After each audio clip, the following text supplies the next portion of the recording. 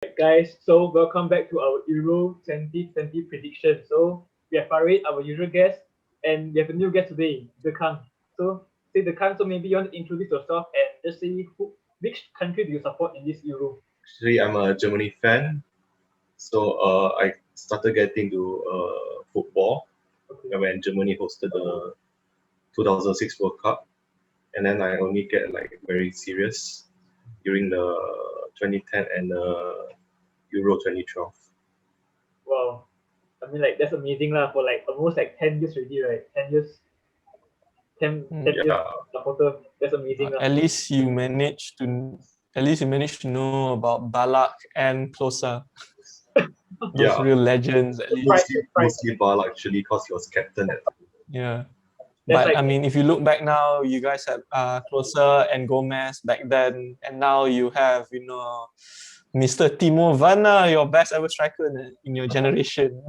Comparing back then and now, I mean, don't you miss Closa and Gomez? Werner's actually have he have a quality, but then he's just a different trait Mm. from like those traditional number nine. He's not like Lewandowski, right? So he's more like Yeah. Aubameyang. Alright, so now actually we are here to discuss about the group of 16. So we actually did our group of 16 prediction with Farid earlier, like when before the group 6 started. So let's see now on your screen, this is the table, group A to F. So first of all, right, we're just going to talk about group A, Italy and Turkey.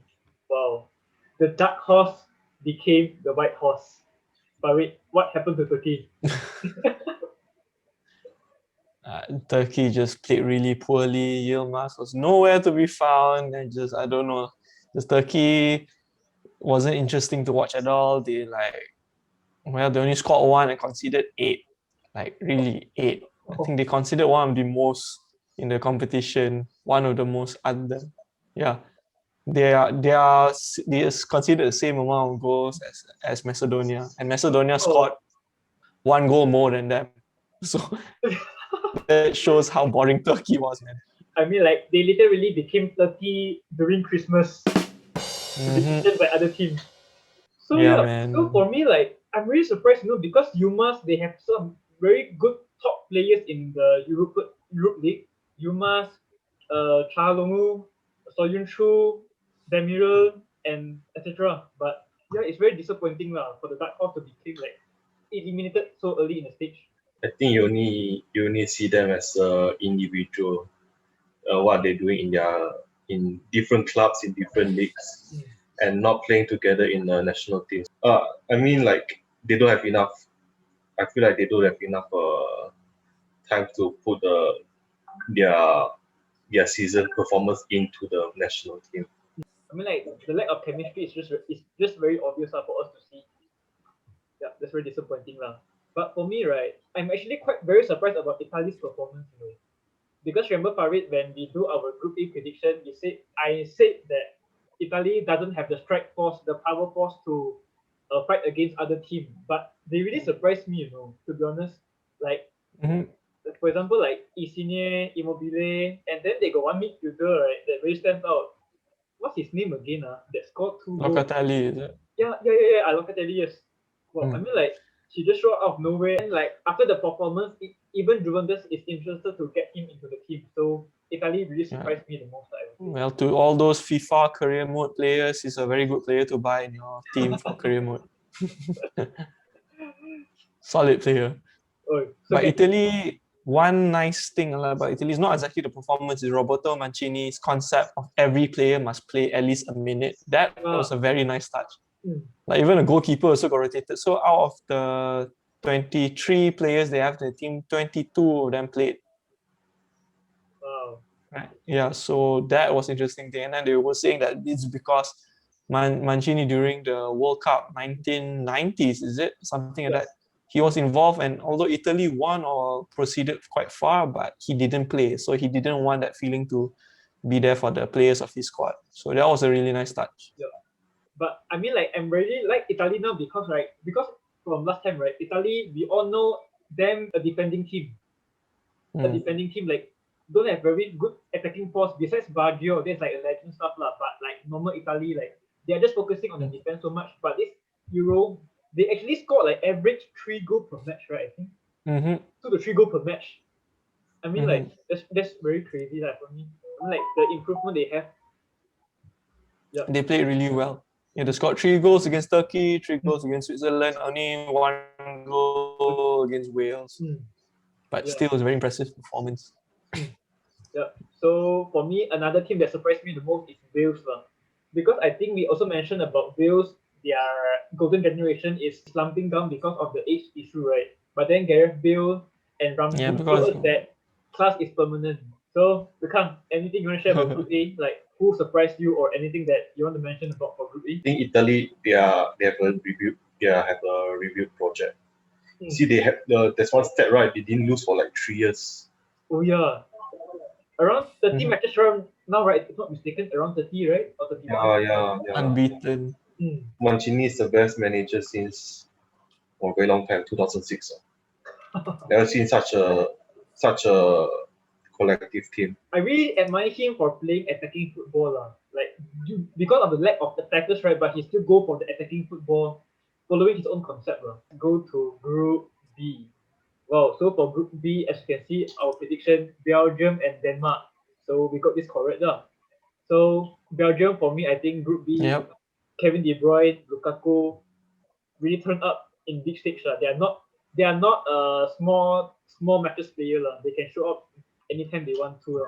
So yeah, so Farid, any opinion on Group B? One thing I really need to point out. Watching Belgium play, watching Lukaku play, his first touch is so nice. What happened to that when he was playing for MU? Oh my god!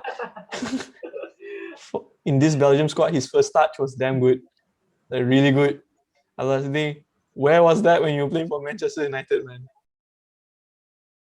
I mean, like maybe But they really played well. So, but I remember in the first game where Kevin De Bruyne wasn't exactly playing yet, they weren't great. But when Kevin De Bruyne started playing more, now that's when I think we can see that Belgium can fully be unleashed.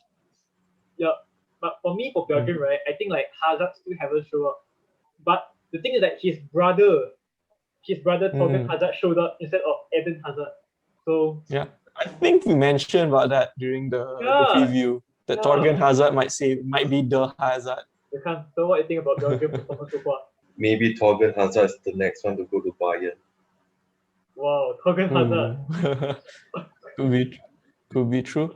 Yeah, come on, man. Dortmund is like Bayern's factory, right? So No, but I think it's quite unlikely because to say, right, Bayern they already have Gnabry and Sané, which is like the two most outstanding wingers in the Bundesliga. If Torgan Hazard go there, right, then would he be willing to be a bench warmer or not? First, that's the thing for me, I think. maybe. But don't forget Muller, so he needs a replacement. And Torgan Hazard can play in that position. Oh, let's see. So Denmark, once again, we all know Christian Eriksen, his incident. But then, right, after his incident, because for most teams, if they have such a difficult moments, right, they might not perform as good because due to the mood in the team. But then I really like surprised and happy to see that Denmark managed to recover from the incident and just step up in the last match day. Scoring 4 goals in last match day, I think like that's incredible. Denmark actually show fighting spirit and they really showed Russia remember we said maybe Russia was just that one time only in the World Cup. Well, I think Denmark proved it to them like, you know what, you guys ain't that great after all. Yeah. But Denmark played super good. Super good in the last game. And I believe that the Christian Eriksen incident actually gave them more motivation. They had a purpose that they're not only doing it for themselves, but they're doing it for Christian as well. Yeah, that's very heart-touching to see. So, anything for Denmark? I think we all expect Denmark to finish second, but then, yeah, you see all the matches, they almost beat Belgium, but then they are very clutch when it comes to Russia game. They step it up. So, one more thing about Group B. Where is the GOAT of Finland? Malaysian's favorite player, Uki. He didn't show up. I think like nowhere to be seen. He haven't scored, right? I think. No, Yeah, didn't. yeah. Yeah, so I think that's for Group B. Yeah, they lah. only scored one goal. Yeah, they scored only Yeah, one Finland goal, only right? scored that one goal, which is against Denmark lah. That's For Group C. Well, for Group C, I think it's quite predictable in a sense, but the performance that North Macedonia showed, I think like is quite respectable, I would say, because it's their first time in the big Europe big stage, but then they can pull out like this good performance. I think it's quite a good shout out. mm-hmm. But then Netherlands, of course, for me, I think Depay and Wijnaldum, the two main men for Netherlands, Biggs performed in group stage. So yeah, so that's me for Group C. So anything want to share out for Group C? We just expected it lah. Netherlands Yeah. were to perform. Hmm. They did, played nice. Their attack was kind of nice. Depay showing all his worth that Barcelona may have gotten a bargain. And well, Austria did well in just did enough lah. They did well enough. And then but North Macedonia in the last game they gave a good fight lah. They should have scored a few, but just sadly they Yeah. didn't convert their chances. Hey, but shout out to Pandev, for scoring the first major goal for North Macedonia in the big European stage and retired Yeah, in the man. stage. What a legend. Had to be him. Had to be him. So Dekang, I know you're a Barcelona fan, right? What do you think about the Depay after seeing his performance in the group stage? Does it excite you? Yeah, you see like at PSV, right, back in 2014 to 15, he's like he has this big potential, but then he went to Man U, Bengal ruined him, and then he redeemed himself in Lyon, and then also in the Dutch team qualified for 2016 and 2018 the tournaments, and then he really redeemed himself to carry Netherlands to the 2020. Now for Group D, one of the biggest group I would say for Premier League fans. So after this performance from England, I'm not sure whether is it coming home or not. No, I don't think so. Well, really? It was so boring. It was a struggle to complete 90 minutes of each of the games. It's quite pathetic lah to say. With all the talent, attacking talent that we brag about, like they're stacked here and there, but they didn't show anything. Only scored 2 goals, both by Sterling. Kane was nowhere to be found. And Jadon Sancho doesn't play. Rashford barely played. Although can say he was recovering from injury. And then the first game also shows that sometimes Southgate, I sometimes don't know what's going on, man. He played Trippier as left back, although he's a very good right back. So I don't know what's going on. It's a really boring performance. He refuses to play Grealish when in the last game he shows that Grealish makes a difference. So I don't get it lah. It's boring to watch them. I have no real hope of England bringing it home now. But unless suddenly they hit an idea that suddenly they play really well against Germany in the knockout stage, then I don't know lah. I'm just not too pleased with them. Yeah. So for me, I think because I think Sterling is like many England fans, right? They prefer Sancho or Grealish to be on the pitch instead of Sterling. But the ironic thing, right, is that Sterling scored 2 goals, like all the goals for England. But I think that he's been at the right delivery. He just was at the right position at the right time. Like England's first goal was a very beautiful pass by Calvin Phillips. Okay, he made a correct run, and then the thing about Sterling, he's there. He can position himself in the right attacking position. And then against Czech Republic, I think at one point, so Kane could have squared it to Sterling also, but he didn't. Another incident. So I mean, he knows how to position himself, but no, against Croatia didn't square it, and then against the previous match, the last England match against Czech Republic, also could have squared it actually. Don't know. The team selection is absolutely not based on performance, but based on the players he's comfortable with. Yeah, it's almost as if he picks a team like who makes the nicest cup of tea or something like that. Yeah, it seems like that. Like I don't know what's going on, man. I mean, like for me, I think he don't dare to innovate or like trying out new players. I mean, like he only would put Grealish in the last match day, like when they are almost confirmed to go into the round 16 already. I mean, like he don't dare to take risks. That's what I would say. I think for Southgate, because you see, like there's a lot. I think there's a lot of favoritism. They have like one of the most talented attacking lineup in this whole Euro, but they only scored 2 goals in 3 games. So I think like that's very sad to see. So Mm-hmm. besides England, Croatia predicted already. But Czech Republic, you saw the goal where the player scored against Scotland. What's his name again? Patrick Schick. Patrick Schick, yeah. He played for like Yeah, the halfway line goal. Yeah. Right?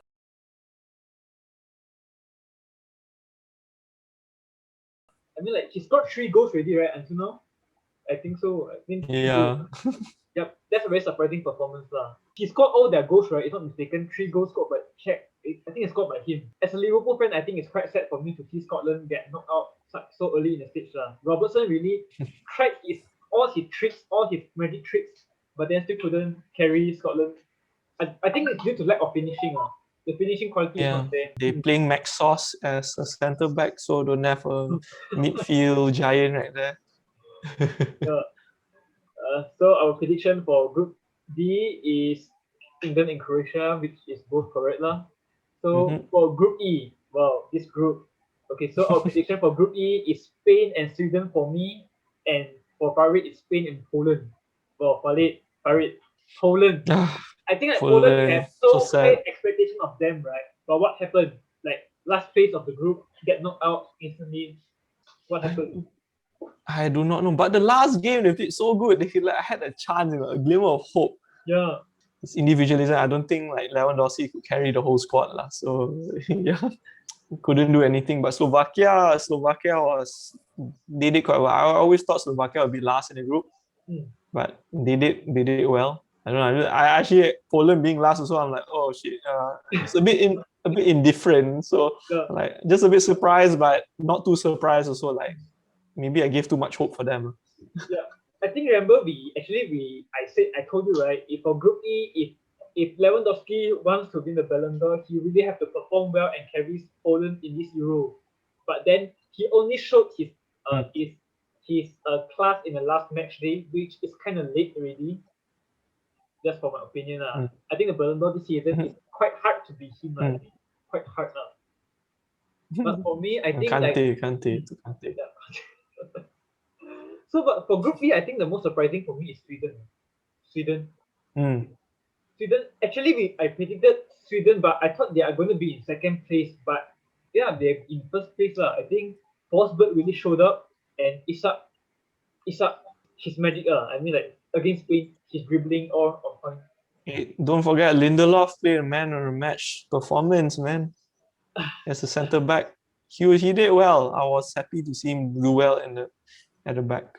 He's solid, I would say. But I think the only reason why Sweden's on top is because Spain just couldn't really play for the first 2 matches. Yeah. So for me, remember I actually told you, right, Spain, because this Euro, when I see the lineup, right, I think that they don't really have the attacking qualities, like the finishing qualities as per se for Morata case. I think we all know Morata, the recent few matches in Euro, his finishing is, let's be honest, it's bad.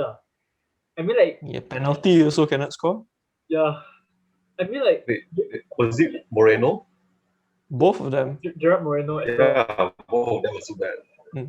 None of them. Spain had how many penalties and they didn't score any, right? Yeah, I think 2. 2 is not mistaken, I think. 2 or 3. But they didn't score. They didn't call out their penalty taker. So I mean, like scoring is not for anyone. Yeah, but because they benched their best penalty taker, which was Ramos. Not he wasn't even in the squad. I mean, like, not even the lineup.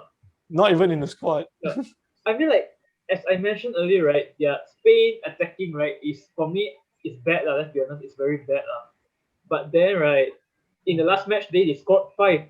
But if for me, right, my opinion, right, when I look truly like each goal Spain scored, right, I won't call it as a well-planned goal. No. It's like a bit like scruffy, a bit like deflection, a bit like the own goal, a deflection. 2 own goals. 2 own goals. Yeah, it's not like a well-planned attacking, like not like the Spain used to know from the 2010 to the era. Yeah, I feel like their finishing, I think like has to be one of the biggest problem for them. Like if you don't solve it ASAP, right, I think it will be hard for them to progress to the quarterfinal stage.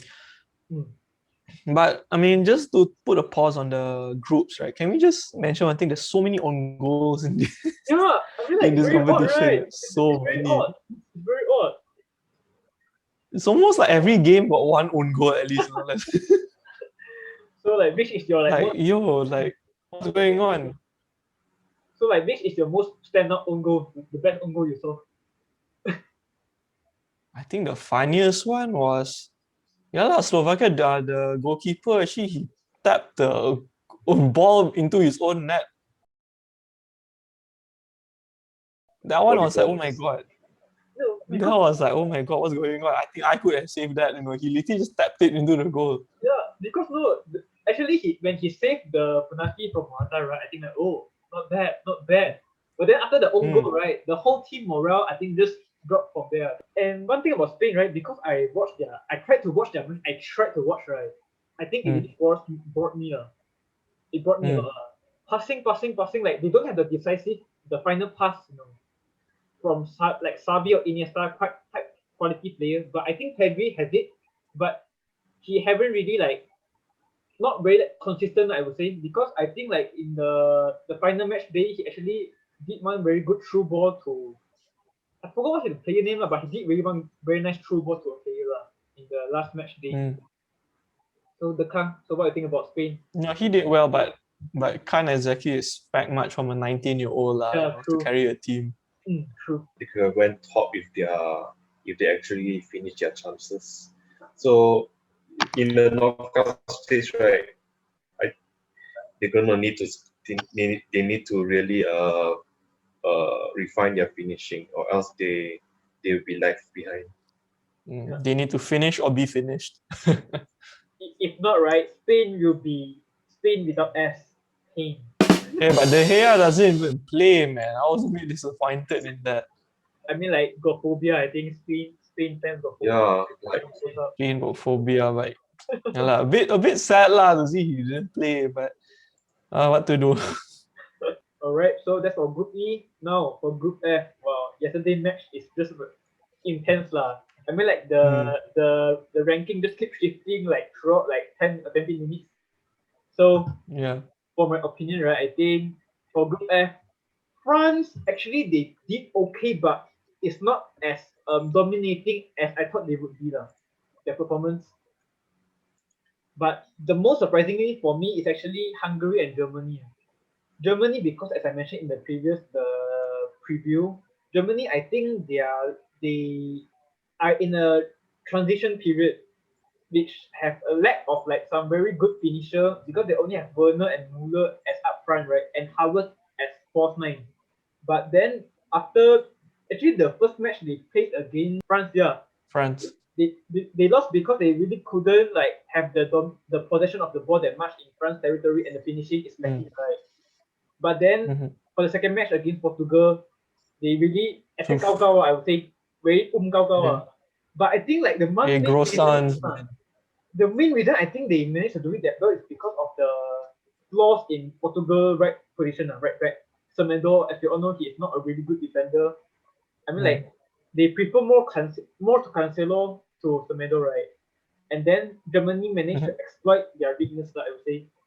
Gosens and Havertz just really exploit them from the left hand side. So Hungary again, shout out Hungary for really, like fight all their best. Although they're in a group of death, but their performance is just really worth for shout out. So Farid, Group F. What do you think? Group F. It was, I think, if the whole competition were to sum up into just one group and then we can just call it end of the day, I think Group F was just good enough. The other groups was quite boring, to be honest, but Group F was very interesting. But France, they didn't play that great lah. Yeah. France, they didn't play as great as what we thought, but they did the job. I'm surprised Mbappe hasn't scored. Yeah. Right? Mbappe hasn't scored. Oh, yeah, ghosting. Yeah, it's ghosting, like nothing happened. The only goals is two by Benzema, one by Griezmann, and another one by who? Is it own goal? Own goal, yeah, own goal. But actually, right, when I take notice for punch, right, actually I saw Mbappe, right, when he carries the ball, right, he would prefer to pass more to Benzema instead of scoring. that much. Yeah, it's true. He's playing from the wing, but I really do realize that certain Pogba, Tuliso, all giving good balls, but he ends up offside. Uh, He's too quick. And then there's this one chance, I forgot against who. Was it against Hungary? Really, he beat that guy for pace. I really left him on the ground, but I think it's against Germany, against Hammer.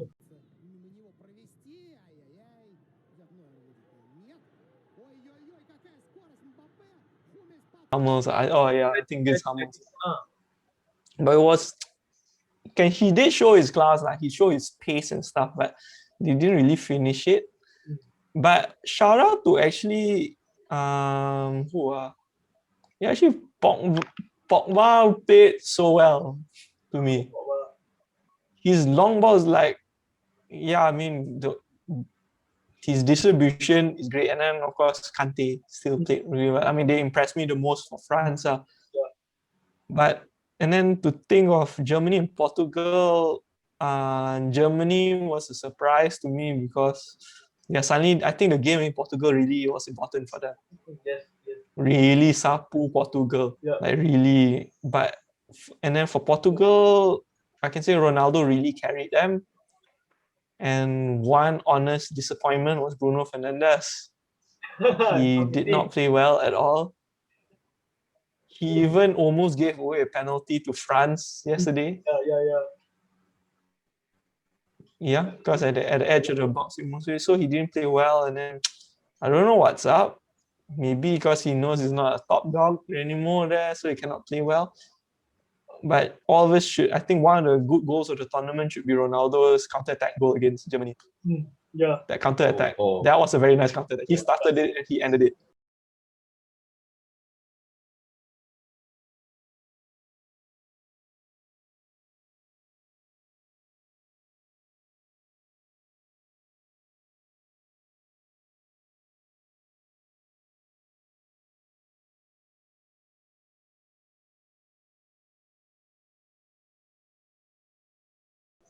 Because no goal. That was a good. But it was really good. I mean, Portugal, they were kind of lucky though to be in third place. I mean, like, for me, right, Portugal, actually, I admire Ronaldo a lot. But the thing about Ronaldo, right, is actually, remember, I think the first match, right, he's not happy with Jota for not passing to him. Yep.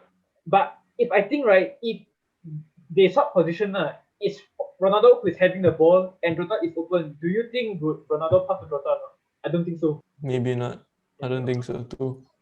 And for Ronaldo, right, he scored 3 penalties. One, I think, shady offside goal and one tap in.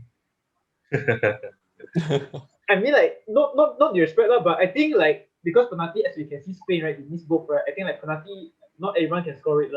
But also the thing, right, Portugal, to me, one of the very good key players I was very, very impressed with was Renato Sanchez. Oh, yeah. Yes.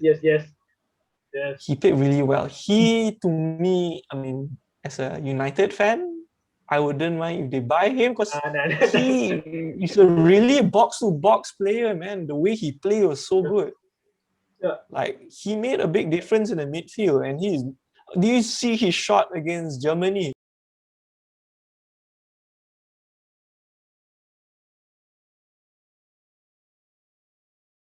Almost rattled right. the post, that one. Almost. So the shop house was way. Yeah, so it really came out of nowhere. And then I remember the commentator say, even on a slow-mo camera, the ball looks like it's traveling at normal speed. Yeah, it's so powerful. Like, oh man. Oh, that is fire, man. I mean, like, Renato Sanchez, I mean, like, because he was up in the previous few matches, right? After the moment when he was not on, right, I can see, like, the attacking set of Portugal really is becoming, like, very fluid. The ball control, his body strength against Kante. Yeah, the moment impressed me the most, right, is, like, his duel with Kante. He literally, like, body on Kante and shoot the ball perfectly. I mean, like, that's crazy. Like, I mean, like, because he was actually a flop, right, at enough time. He was a flop in Swansea. Swansea. In Bayern. Yeah. But then he managed to, like, reform and up his level in Lille. So I think, like, that's very good for him. No, because just to think of it, Renato Sanchez is like Kante on massive steroids. True. Like the type of power Renato Sanchez has, and he really runs end to end type of thing as Yeah. well. The any shout out for Group F, Group of Death? Hold on. For Germany, The especially. Germany your Hungary team. game, right?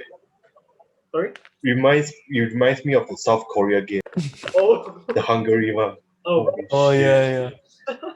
It was scary for you guys. They park the bus. They keep loading crosses when there's no target man to score. Hmm. And I think the first goal was a counter, right? Yeah, it was a counter within the first 10 Yeah. minutes, right? Yeah, you don't just load all the 10 men into their half and then try to score a goal. And then when they take the ball, they are going to counter. So But that was a nice finish though. That was a nice finish for Salah. Yeah, true. I think even in the Portugal match, the Ronaldo tap in also everyone is loaded to the opponent half. Yeah, although you guys have 5 at the back in a way, you guys didn't push everyone forward. It's like watching everyone playing 3 at the back, 2 wing back, like Ronald Koeman also. Yeah. So because all the defense are bad, so you put 5 defenders. So actually, for me, right, Germany, as I mentioned earlier, they keep crossing, but they don't have a good finisher, a good target man as per se lah. I think like the only one who could save it is Harvard in the box.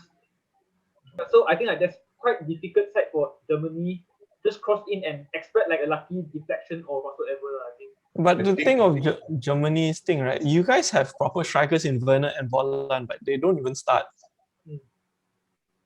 I'll rate Werner, but Volland is not like not even like Mario Gomez level. And then you see like the play style, right? You see in Chelsea, you see in Red Bull, you see in Dortmund, Tuchel, Nagelsmann, and Hansi Flick. They're not playing like maybe Hansi Flick because he has Lewandowski. They're not playing like target men, because you see in Red Bull, it's just a counter. That's where Werner is good at. He's not good at just waiting at the box and expecting a goal. And Chelsea also is in Chelsea Werner is not doing a lot of goals, but then he's playing more as a winger. So I would like to see more of the Red Bull style. That should be the direction the Germany should be playing. Yeah. If you're speaking about counter-attack, right? Because for Hungary, I don't think they are a dominant like possession team, because I think they are more like they are having a defensive mindset towards like those Germany, France, all those teams. So I think like it's quite hard for Werner, especially to like really show his pace in that kind of match.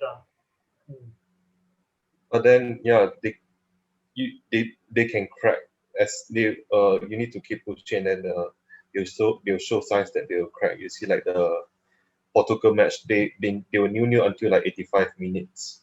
And then you need to find a opening to exploit it. Yep. So I think that's it for Group F. So basically we covered already. Then so for Group F we actually predicted. So for France and Portugal, correct lah. All right. We got it right. Yeah. but in a way we got Portugal a bit wrong. We twisted Germany, but they're still in. Stop. But they're still in. But actually, I think the format is quite good, right? For third place to go into group of 16. What do you think about it actually for round of 16 for third place? The format. But to think of it, the third place teams, other than Group C, all of them are quite close. I mean, Group C and Group E, all the other third place teams and the third and second are quite close. Same points even. Yeah. So I think it's kind of fair in the sense that because there's only goal difference separating them, so maybe they can some redemption. But look at Group B, second, third, fourth, 3 points. Yeah, true. I'm like the goal difference really stands out. But would you think like does it make the game more competitive or less competitive in your opinion for this format? Like the third place goes into the round of 16. Well, my honest opinion is all in for the revenue of money of broadcasting, having one extra slot Yeah, of games. So it's been like that. They've been UEFA is trying that with the Champions League. They did that before. Even remember last time Champions League was much shorter. Now it's much longer. So I guess they're doing this for all the competition. But what can we say? yeah, It's entertaining for us as fans. yeah, But I pity the players because they really have to play more. yeah. So the current what's opinion about the third place going to round of 16? I Yay or think we nay? see more quantity than quality, honestly. I mean, You like see in the previous, yeah, like in the previous Euro, that's the first time they did this new format, right? yeah, And then you Yeah, see like, Portugal wouldn't have won. Hmm? Portugal was Yeah, third place last time. yeah, they were so bad. Yeah. And then this third rank, the ranking, right, is just like, oh, you see who's, if anyone's worse than you, then you get a chance.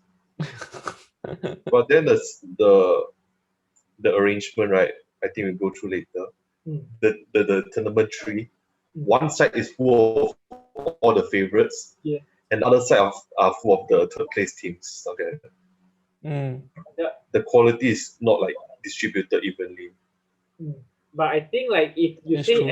as an underdog fan, I think that might be a very good thing for underdog. If for me, like, because like remember last time Greece won in 2004, like those underdog international team, I think like it's quite entertaining in a sense lah.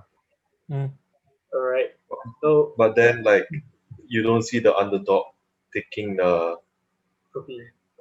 taking the big teams early on. So it's like a free ticket for them to the final. Yeah, like all the big teams finish each other off first. Yeah, it's like all the big team finish each other off, and then you see who's the last one, you just take him down.